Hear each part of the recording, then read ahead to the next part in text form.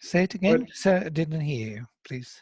yeah, there it is. But for me, it is one of the most important things to begin Savitri, because Sri Aurobindo tells us who each of these characters truly are. May I read it? Yes, please, please. The tale of Satyavan and Savitri is recited in the Mahabharata as a story of conjugal love conquering death. But this legend is, as shown by many features of the human tale, one of the many symbolic myths of the Vedic cycle. Satyavan is the soul, carrying the divine truth of being within itself, but descended into the grip of death and ignorance. Savitri is the divine word, daughter of the sun, goddess of the supreme truth, who comes down and is born to save. Aswapati, the lord of the horse, her human father, is the lord of tapasya, the concentrated energy of spiritual endeavor that helps us to rise from the mortal to the immortal planes. Dyumatsena, lord of the shining hosts, father of Satyavan, is the divine mind, here fallen blind, losing its celestial kingdom of vision, and through that loss, its kingdom of glory. And now comes perhaps the most important part to me. Still, this is not a mere allegory. The characters are not personified qualities, but incarnations or emanations of living and conscious forces, capital F, forces, with whom we can enter into concrete touch. And they take human bodies in order to help man and show him the way from his mortal state to a divine consciousness and immortal life. Sri Aurobindo. It is so important to realize that they are incarnations or emanations of living and conscious forces, and they take human bodies just to help us. Incredible beginning.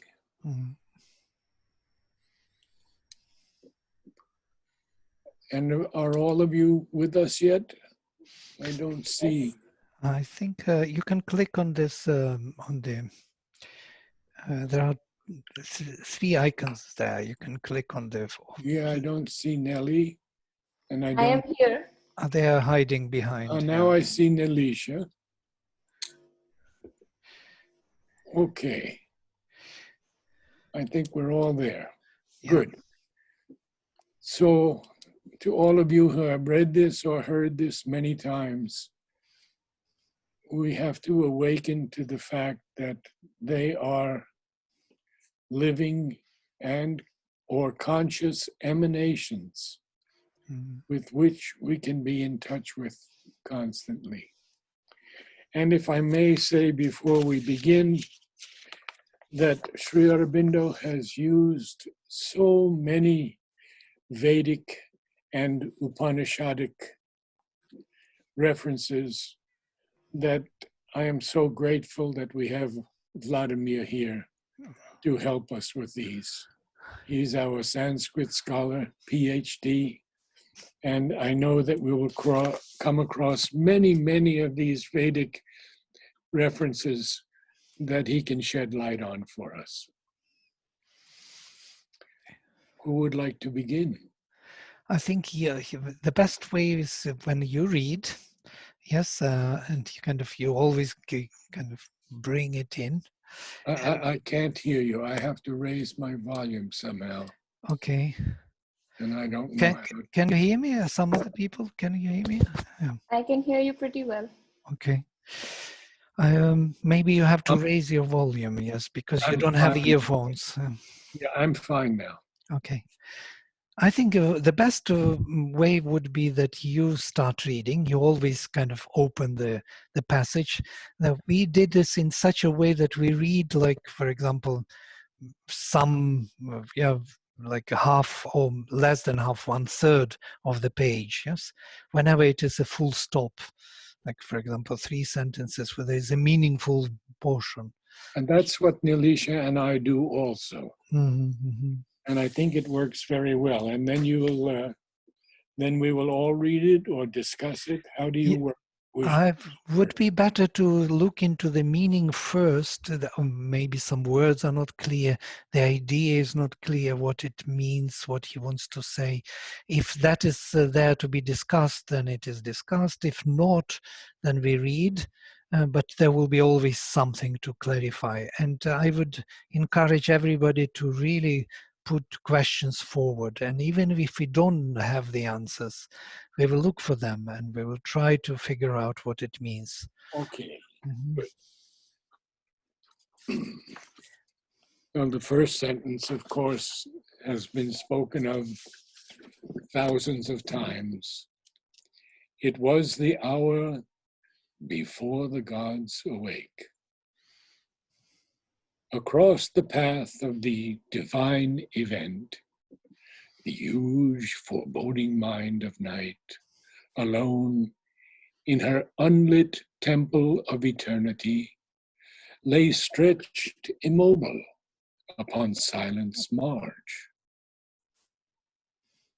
Almost one felt, opaque, impenetrable, in the somber symbol of her eyeless muse, the abysm of the unbodied infinite.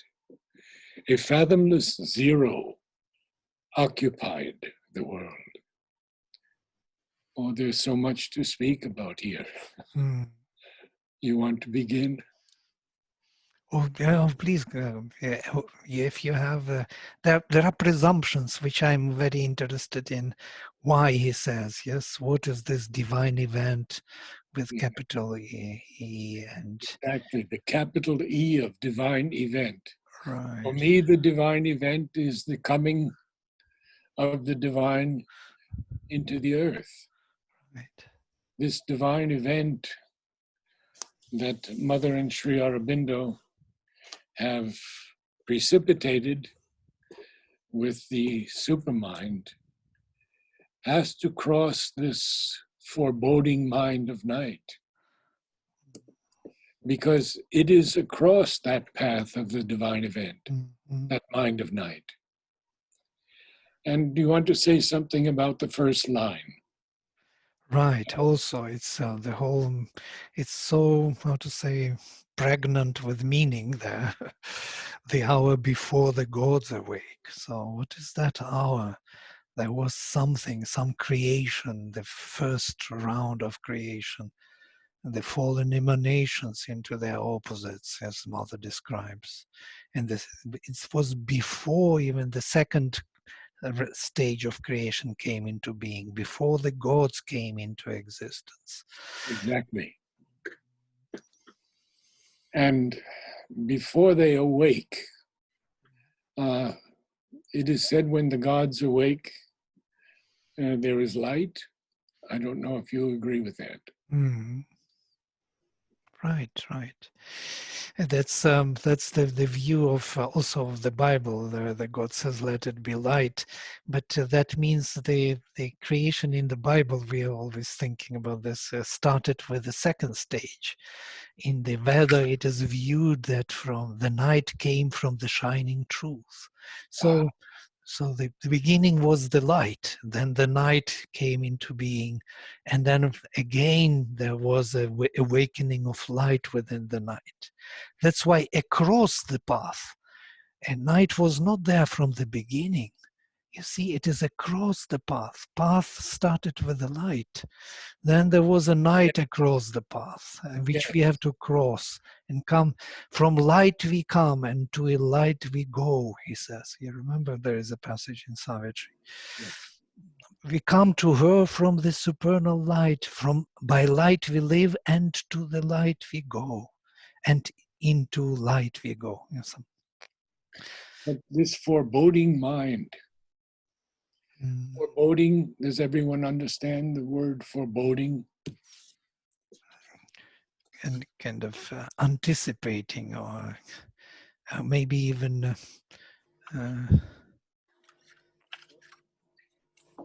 Well, I don't want to advertise anything. no, please, you have to I have lexicon. the lexicon of the infinite mind. Right. The title of this came from a line in Savitri. And my wife, Mary Helen, and I worked for some years to develop this book. And all of you who are listening here, I will donate the book to you. So, foreboding mind of night. It is generally a little negative in its sense. When something is foreboding, it may be coming, and we're a little bit concerned about it, this foreboding mind of night. And it's huge. It's a huge night. But it's alone in her unlit temple of eternity and lay stretched immobile upon the margin of silence. And then he begins with a new section that almost one felt, almost opaque, not clear, impenetrable, impossible to get through, in the somber symbol of her eyeless muse. Now, an eyeless is a very interesting word. Kemi used to tell me that eyeless was not without eyes, but unseeing. And she would always say it's an unseeing muse. The abysm, and we know what abysm is, of the unbodied infinite. And so at this point, a fathomless zero is occupying the world. Do you understand it, Vladimir, as our world or all the worlds? I think all the worlds, in my view, but it could be psychologically any world in which we are, yes, in a way. The fathomless, it's the beginning of creation, in a way, as Mother described it. And so the Big Bang has not occurred yet. Not yet, no. Right. Would someone else like to read the next lines? Nilisha? Okay. May I suggest something before? I would like us to maybe after examining the passage, what we do in our section, in our group from which we also read Savitri, we read the passage, every one of us, this passage, with the meaning which was kind of found by us or clarified with the words and everything. And it settles the whole thing within consciousness. It's really, we are not in a hurry to read. Yeah. No. If we take one page for an hour, it's really good pace. So each one will read that passage. Whoever wants, who is to read the same passage you read, and to read it few times, like 3, 4, 5 times, the same passage, everyone, you will hear different articulation, different meanings in everybody's eyes, and it adds to the meaning. Now we should read the title also. Right. Okay, so shall we read? And Vladimir, can we just maybe discuss a little bit more about this before reading? Yeah. So the huge foreboding mind of night. So I'm not sure what that is implying. If it's literally mind as in awareness or consciousness, Right. or what is being referred to there, foreboding mind of night? Right. Interestingly, that he doesn't say that the foreboding is a body of night or something. He says this word mind. Yes. Because it belongs exactly to the consciousness, action of consciousness. The consciousness in light turned into the night, So the light turned into the darkness. Darkness is nothing but light which has no contact with the Supreme. It lost its contact, It became unconscious in a way. And that zero, that empty vacant space is waiting, it is anticipating, it is shrinking, it is knowing that something is coming, but but still it is there, stretched immobile upon silence march, and cannot do much. It's across the path. This is the most beautiful, across the path. So there is the path from light to light, and across this night, some kind of forgetfulness of consciousness, of the supreme consciousness, which has to be crossed in a way. I would So, like to read a little passage from Sri Aurobindo about this light, because it's something that has been so powerful to me. I memorized it actually, but our sense, by its incapacity, has invented darkness. In truth, there is nothing but light. Only it is a power of light, either above or below our poor human vision's limited range. For do not imagine that light is created by the suns. The suns are only physical concentrations of light, but the splendor they concentrate for us is self-born and everywhere. God is everywhere, and wherever God is, there is light. yeah, it's beautiful. So the night, basically, the darkness, is the light which is not having contact or does not remember the Supreme, the origin.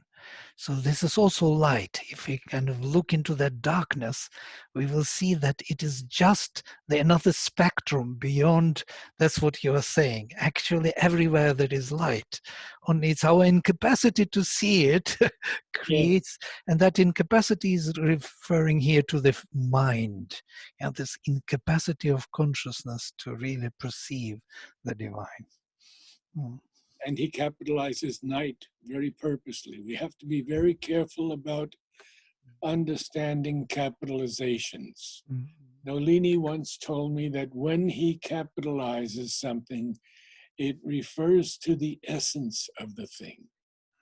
It's not just a capital N. It refers to the true meaning, the essence of night.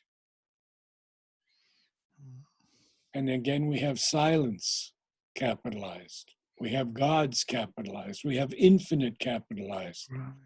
It was very, very exact about capitalization. Very interesting. Thank you. This is beautiful. By the way, about Vedic night, maybe a few words. It would be interesting to see Ratri. And you can see, for example, where there is the Rishi Hiranyasthupa Angirasa invokes the sun, Savitar. He invokes first Agni, then Mitra and Varuna here for the well-being, for the growth. And then he invokes night. Avayami Ratrim Jagato Niveshanim. I invoke night. Who introduces Niveshani, introducer of the worlds. So she introduces here all the souls who are coming. She is the location in which everything will appear. It's our ground on which we will all manifest the divine. So she is introducing souls here. And it's incredible. He invokes night in the Veda, and the night has its own statue. It is this deity. The Aditi is the mother, infinite mother, and deity, the mother of the separating consciousness, where we have this forgetfulness of our connection to the origin, which creates for us the foundation for.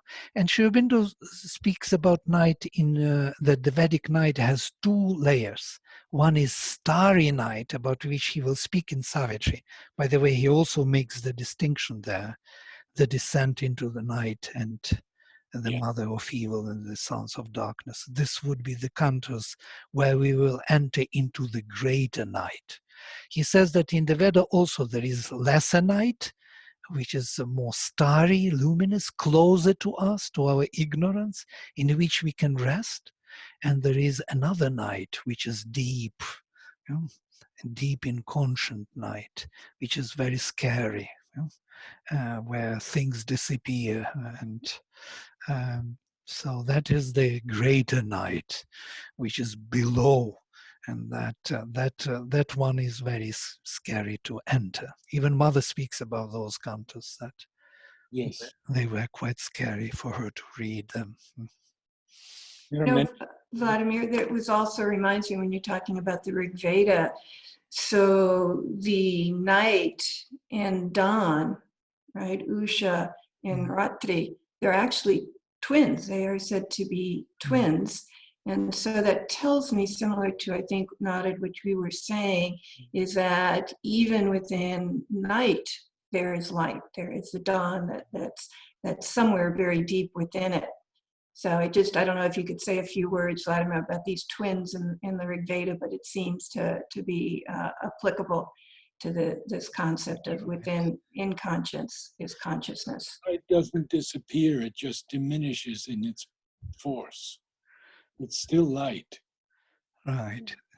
Two twin sisters who are with the same mind, and they have different form, having the same mind, the same objectives.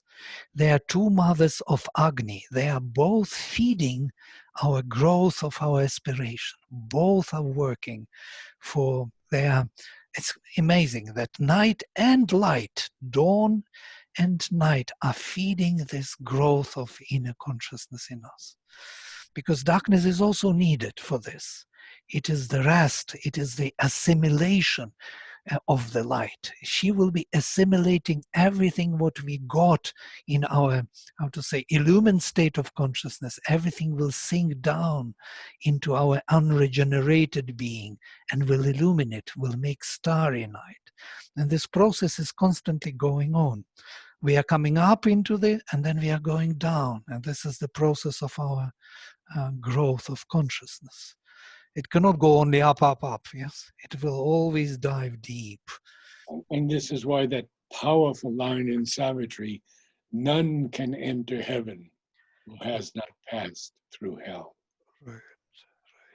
Powerful. So here we see this mind of night is actually, we can make it the second line also. The huge foreboding mind of night is across the path of the divine event. And then we get more of a sense of what is happening. The mind of night is living in this unlit temple of eternity. Again, the temple of eternity, very powerful, very powerful phrase. And it's stretched, immobile, not moving upon the marge of silence. And then one almost feels the abysm of the unbodied infinite.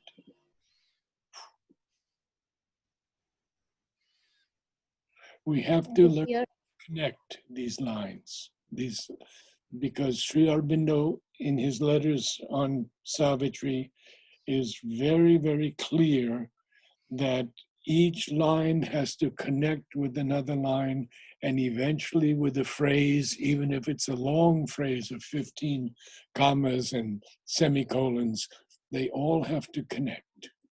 Mm-hmm. for us to understand it.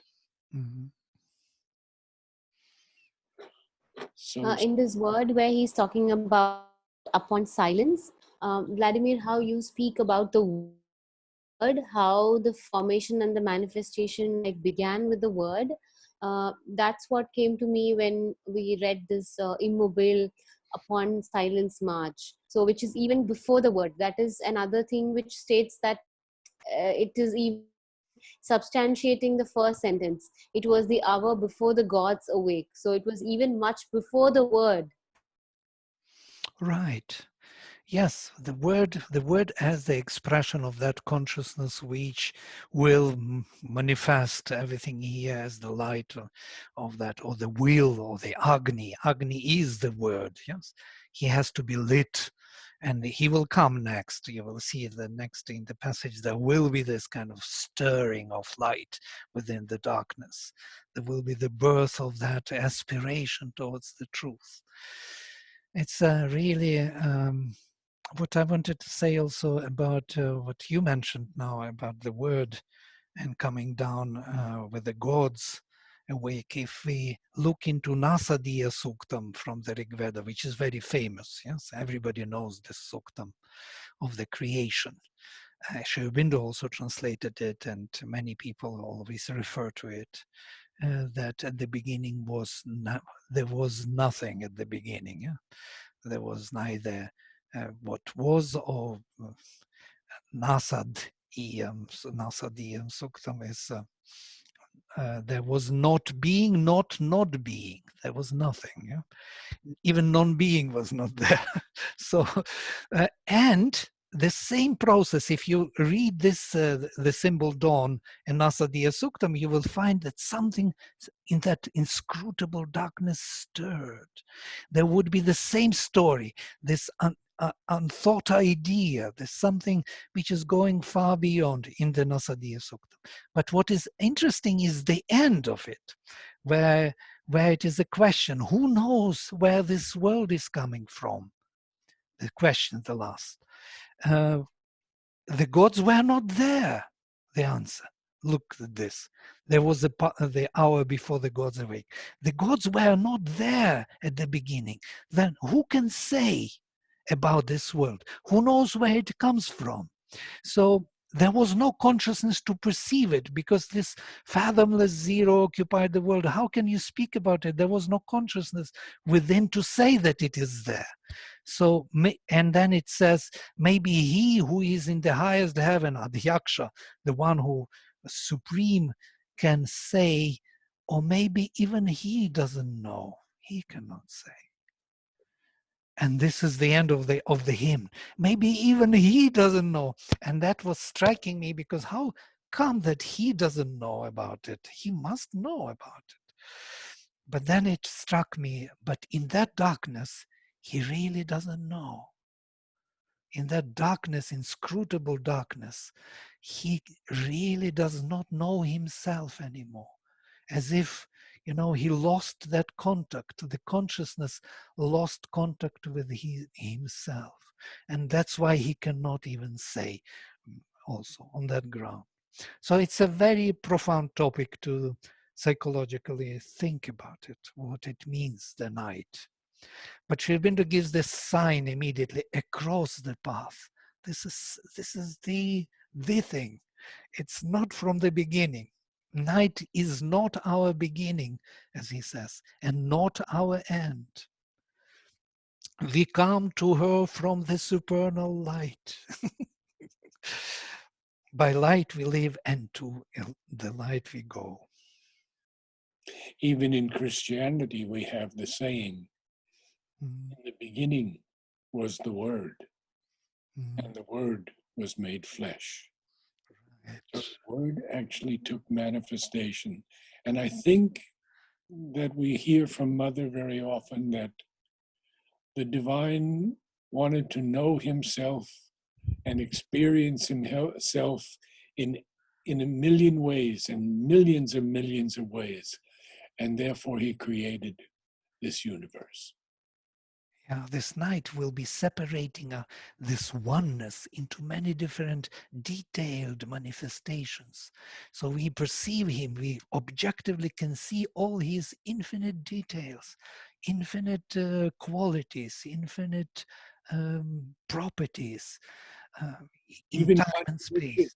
even contradictions. Even contradictions, yeah, which are looking like contradictions because this night is allowing it. Yeah, it gives a gap between him and him, so to say, and he can view himself and you in different way. This is what that's why we are crossing that field. And the crossing of the field of night, again, if we are coming to the Vedas and the Upanishads, we have this in the Isha Upanishad. Yes. um, um, Avidyaya mrityum tirtva vidyaya mritamashnuti. By avidya, by ignorance, mrityum tirtva, having crossed death. Death in this case is the field of that night where we disappear constantly. There is a gap. Having crossed the field of death by ignorance with a partial consciousness, by full consciousness, vidyaya, by full knowledge, amritamashnoti, he enjoys immortality. So this is our passage. We carry within ourselves that light. By light we live. We enjoy immortality in this mortal state, crossing the field of night. Again, this across the path. There is a field to be crossed. There's something to be gained through this journey. And this is the beautiful image. For me, what it makes me think is putting the two together, and what Narad said, like you said, how the word or he who is the supreme most did not also know, and now you are talking about how it also had to cross that path of ignorance, and how Narad said one has to cross through that night to understand that light. So for him also to reach that heaven, to reach that stage, he had to go through the ignorance or go through that hell for him to know later. Yeah, to manifest that aspect of light in a particular unique way, night is needed. It allows you to be uniquely manifested, not in the way how he was there and he is there always, but in a unique manifestation. That's why both of them, these two mothers of dawn and night, are feeding the growth of Agni within ourselves. All right. I think it took... Can I just comment something before Sure. we go on? So this very first sentence, it was the hour before the gods awake. So I find it very interesting that Sri Aurobindo uses the word awake. Mm-hmm. And it's almost like, to me, instead of awoke, that they awoke once and forever, this use of this awake seems to me it may be the individual level, the psychological level, that this darkness overcoming us and finding the light, and the darkness and the night, the morning, the dawn, the sunset, the night again, that maybe these are psychological cycles that individuals go through, birth after birth, birth after birth. You see what I'm saying? That this is a continuum. I know it may not, as we read on, this may not be exactly what the storyline here says, but it just gives me the sense of a cyclical nature that we all go through birth and death. Does that make sense? What I'm trying to say? I intuitively also feel there's something there. What do you think, Naras? Why awake? It was the hour before the gods awake, not awoke, actually. It's quite a... Yeah, for me, awake is the most important aspect. And you see, he uses the word hour. Hour does not mean hour. Right. It could be an eternal hour.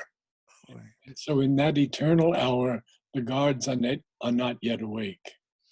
The manifestation has not begun. It's still to come, and we will see that as we go along. Maybe someone could begin to read it again.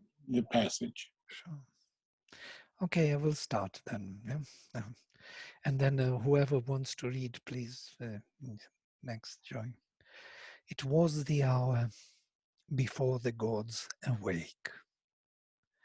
Across the path of the divine event, the huge foreboding mind of night, alone in her unlit temple of eternity, lay stretched immobile upon silence marge. Almost one felt opaque, impenetrable, in the somber symbol of her eyeless muse, the abysm of the unbodied infinite. A fathomless zero occupied the world.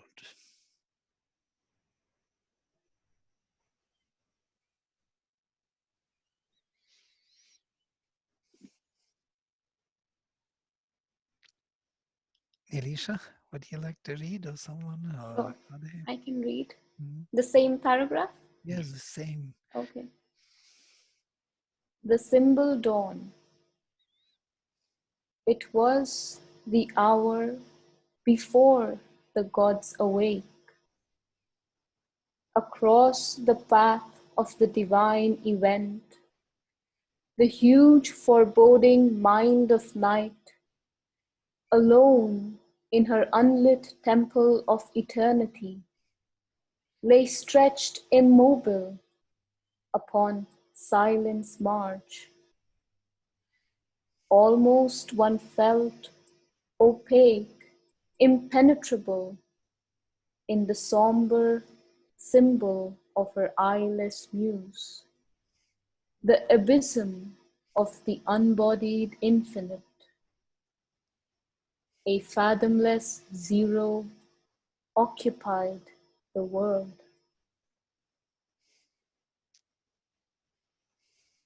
Prema? Yeah, I would also. It was the hour before the gods awake. Across the path of the divine event, the huge foreboding mind of night, alone in her unlit temple of eternity, lay stretched immobile upon silence marge. Almost one felt opaque, impenetrable in the sober symbol of her eyeless muse, the abysm of the unbodied infinite. A fathomless zero occupied the world. Radhe, would you like to read? No?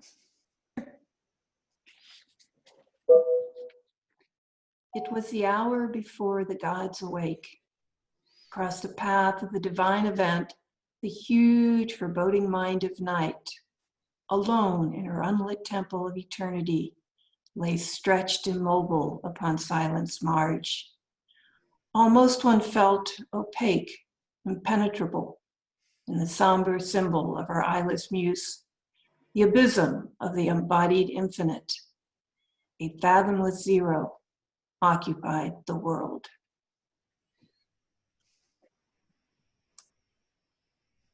You all say immobile. I say immobile. I heard it immobile, and I can be used to it.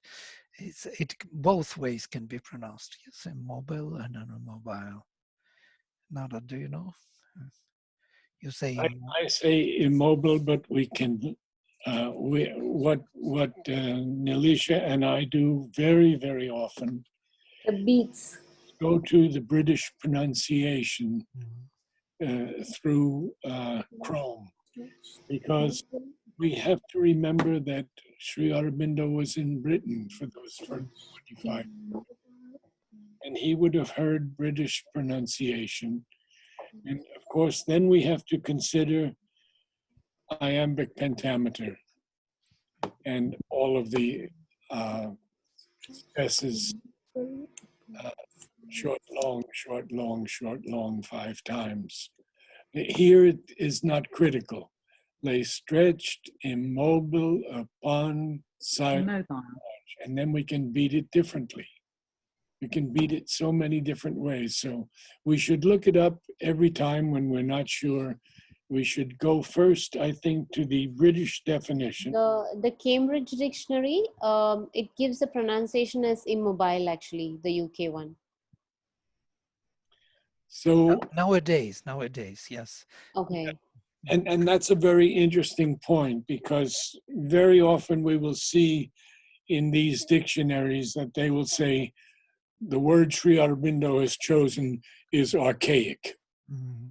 So tryst is considered an archaic word, and yet Sri Aurobindo uses it often. So we have to take things a little bit with a grain of salt.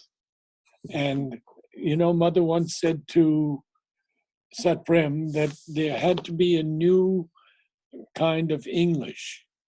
And she said, maybe even the American, and then she makes a comment, a little negative, but I understand that English is constantly evolving.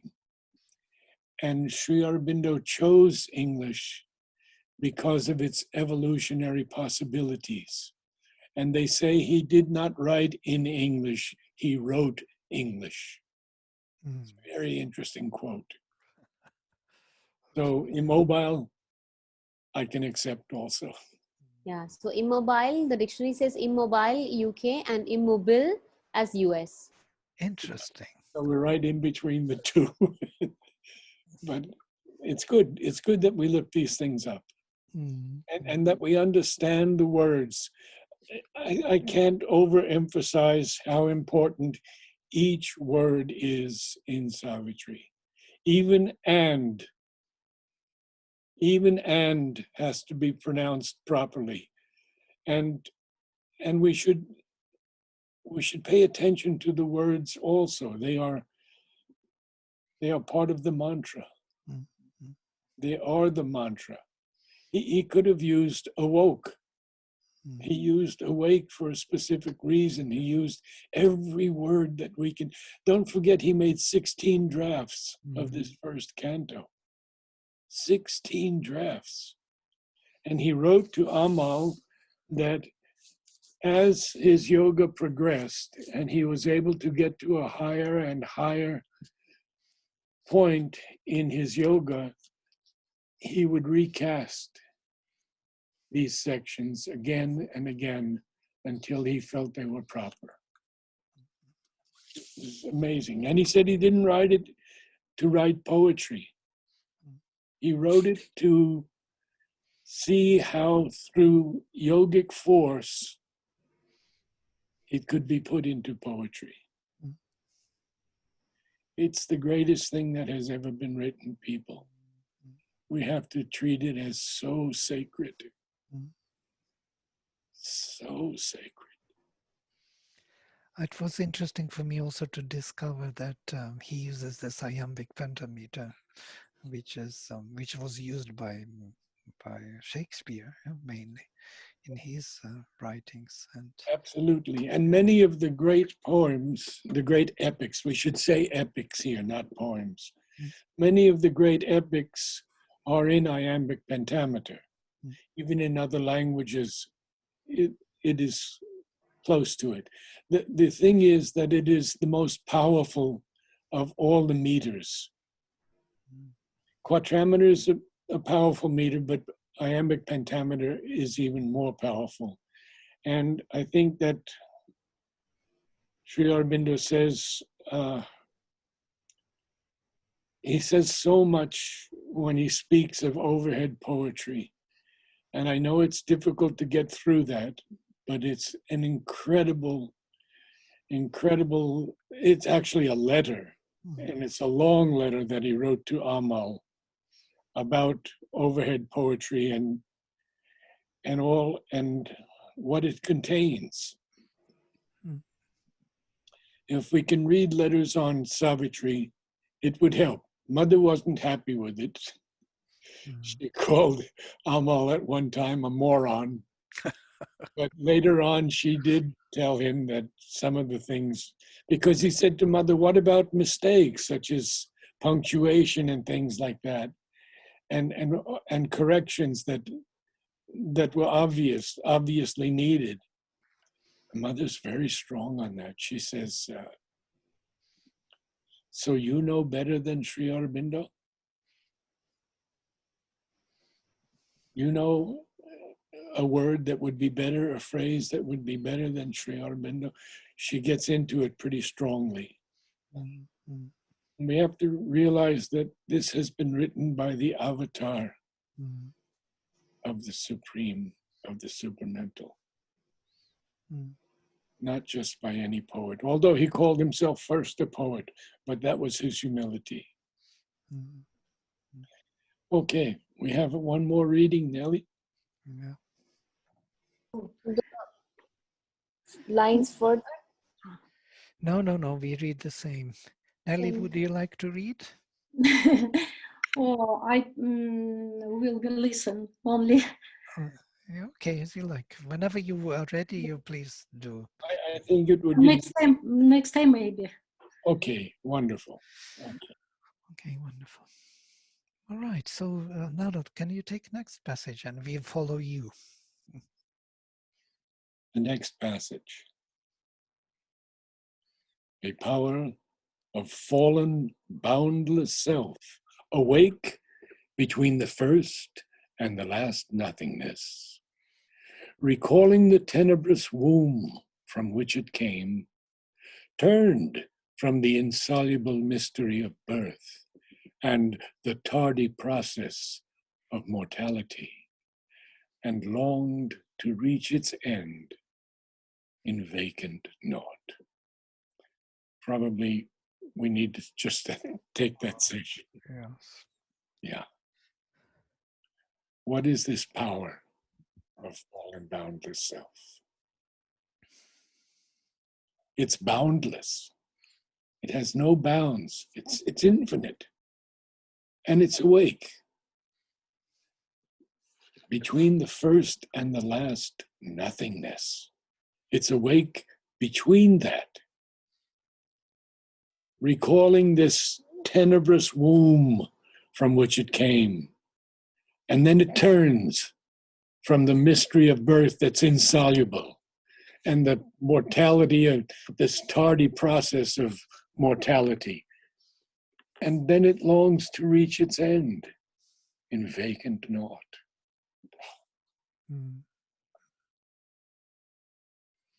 So the consciousness in the night actually tried many times to get out of that swamp, as it were, of unconsciousness, of that state, and every time it failed and fell back, and that's what created. Therefore, it longs to reach its end in vacant naught. It wants that. Maybe we could even say the silence and the peace of the eternal darkness. Right. There is some sweetness in this unconsciousness also. There's some kind of rest or something is there. It's when at the end of our day, when we are very tired, we want to sleep and we go to sleep. This is that sleep, to fall into that unconscious state, to disappear, to stop being or something.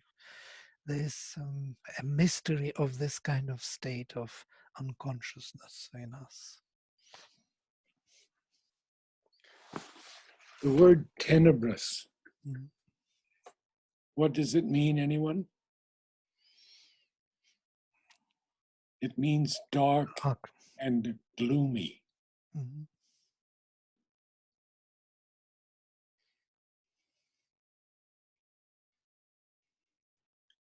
Anyone else have some comments or could read it?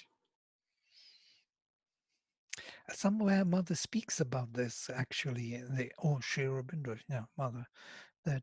Sri Aurobindo speaks about this, that there is a state this is the Mother, sorry. This is the Mother speaks about this, that there is a state in us which which kind of tried many times. It's not the first time the creation comes into being. And every time this night tries to get out of that state into the light, it fails and fails again and again. This kind of manvantaras, kalpas repeat themselves, pralayas, again the beginning, again falling back. And this is they became a kind of a habit, as it were, or the only way how darkness knows itself. It cannot know, it has in itself consciousness longing for light, but it can't reach it, and it always falls back, as it were. And therefore the insoluble mystery of birth. It can't be solved. It's a profound kind of psychological state. If we can go deeper into it, we could feel this. It is in our life all the time. Why we sleep half of our life? Because we really can't handle the light of consciousness. We can't be totally, constantly conscious. We need that kind of assimilation. We need rest. We are coming from that darkness. We are the children of also of that mother of darkness, not only of the mother of light, not only of Aditi, but also of Diti. And so half of us has this tendency to fall back into the inconscient. Yes, and this power of that we have in us, of fallen, boundless self, which is awake between the first and the last nothingness. It turns from this insoluble mystery of birth and this tardy process of mortality, dying, and it longs to reach its end in nothingness. Maybe this is also the foundation for mukti, mukti in itself, like an escape from all this tardy process of evolution and mortality and dying and reincarnation and struggle for life and embodiment. And then you need some state in which you are constantly there, or you don't want to struggle anymore. Something like And this is what Buddha chose. Mm-hmm. He chose this state. Vacant not, yes, exactly. Nirvana. Nirvana, exactly. Alicia, you could read? Mm-hmm. Okay.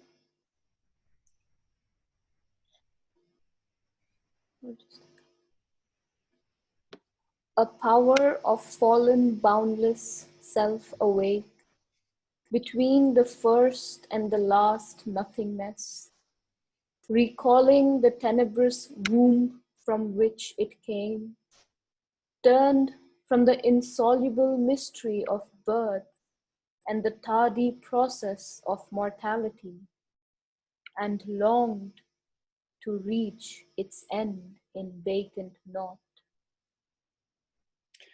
I noticed something in Nilisha's pronunciations, which I don't have. I say last, and she says lost. Oh, Here we have English the last. coming in. Right. What do you say, Vladimir? I would say last also. It's I have more English. I don't say last. Yeah, I have to. I think I have to work on that. It's last. Right. And then what about rolling the R's? I noticed that many of the ashram people, even Jumur, who have R. Yeah. Yeah. Tenebrous. They wrote, yeah, tenebrous, yes. Brus. Tenebrous. It sounds sweet, rolling. Yeah, yeah. I think pronunciations add to it, it's like You mean different pronunciations? yeah, even different. When we read in Savitri Bhavan with all different nationalities, Frenchies have their own accent, Russians their own.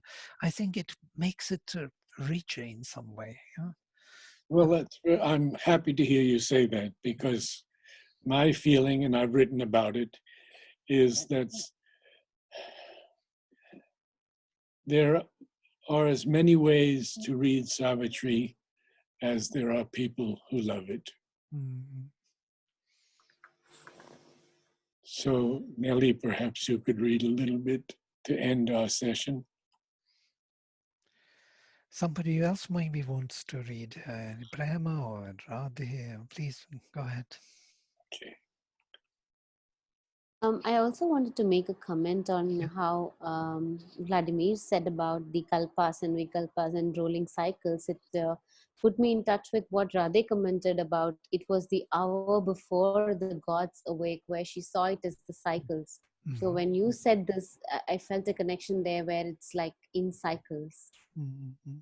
Actually, it is Mother's comment on this that this is not first time, and it's many times, and every time it failed to come to the divine manifestation, and it has to again fall back and again start. And this is kind of the black hole, as it were, which draws all light into its center to restart the creation, to restart a new attempt again and again and again. And we have this information very briefly in stories of Lemuria, Atlantis, and other civilizations that were often much further in their progression of material world, material things than we are. And they sunk. And a new creation had to come. But the key that we have to remember always is that there were 6 pralayas, and Mother said there would not be a 7th. There would be no total destruction of this present civilization. It's very interesting to look into the Indian, because we are in the 7th Manvantara, and in the Kalpa there are 14, so we are in the middle, exactly in the middle. So from Vaivasvata Manvantara, when we move to a next one, all of them, they are called Savarnas, and they have the same name in the Indian tradition. So they are not distinguished as some unique, separative, yeah. So it means they will go uninterruptedly, most probably, one after the other. So there will be no dissolution into the night again. It seems, if I recall also, Vladimir, that we are not only in the 7th Manvantara, but we're in the middle of the 7th Manvantara, right? So we're at this turning point or halfway point, if you will, which also seems very significant. That's a very interesting remark, yes. When the darkness is at its peak, to try to hold on. Right. And the light is slowly beginning to demolish it. Wonderful, great. So shall we read here? Yes, very much. Yep. Prema Radhe and myself, I will read also. Good. A power of fallen boundless self awake between the first and the last nothingness, recalling the tenebrous womb from which it came, turned from the insoluble mystery of birth and the tardy process of immortality, and longed to reach its end in wakened not. One thing I could share with you from Amal and from my reading and understanding of poetry is that there should be the slightest pause after every line, very slight. And when the line is enjammed, that means the thought carries over into another line. Still, there must be a pause, but we have to make the connection. So this power of fallen, boundless self between the first and the last nothingness is important. So that slight hesitation after each line is very important, very slight. Yeah, even here, like the huge foreboding mind of night alone in her unlit, yeah, there has to be a pause, not alone in her unlit temple of it. Though correct. it is connected in one sentence, there's no comma, nothing, but there has to be this, yeah, we have to breathe in before we do Yeah. the next line. Yeah. Yeah, Radhe, would you like, or shall I read and you conclude? Why don't you just conclude All right. a little after? A power of fallen boundless self awake between the first and the last nothingness, recalling the tenebrous womb from which it came, turned from the insoluble mystery of birth and the tardy process of mortality, and longed to reach its end in vacant naught.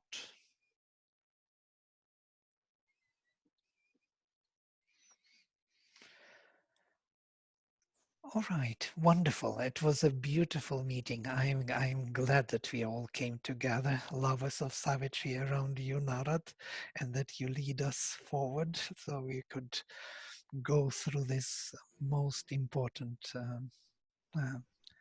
creation. Yeah. And I thank you, Vladimir, for the idea, for the concept that we could all be together in a different way, in a way totally spiritual and unified, connecting with each soul, because it is Savitri especially that can do this more than anything else. It can bring us together in a new way with a new consciousness and greater light. Namaste to all. Namaste.